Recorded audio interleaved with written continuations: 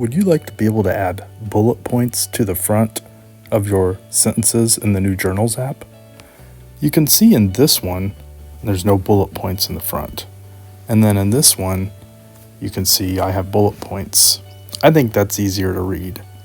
Now, let me go in and edit this, and I'll show you if I press DD twice, if you look on my keyboard, right above there's a dot. And if I press the space bar, it's going to add that dot. Now I could tap the two Ds and it would put that instead, but I'm going to press space bar and there's my dot, which is going to be my bullet. Now I'll press the shift key because I want it to be capitalized, and then I'll type some text, and then I'll press return and I'll tap DD again. There's the bullet point that I can add, and then the shift, and then or type next.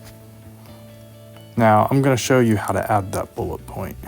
So let's go into the Settings app. We're going to go down to General, then we're going to scroll down to Keyboard and Text Replacement. Now you can see right here I have DD with a dot. I'm going to tap on that.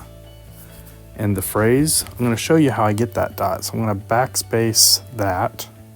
I'm going to tap on 1, 2, 3 on the keyboard, and then I'm going to tap on pound plus equals, and then to the far right above return, delete, right above that there's a dot. I'm going to tap on that, and that's how I get that bullet point. For the shortcut, you can type anything you want. I did DD because it's not something I'm going to type very often, and I don't want to see the bullet point when I don't expect it. So that's why I chose DD. So I'm going to save that. Okay, now let's go back and look at this again. So we're back into the shortcut. And once again, I'm going to press DD, and it's going to put that dot in there for me. And there you go.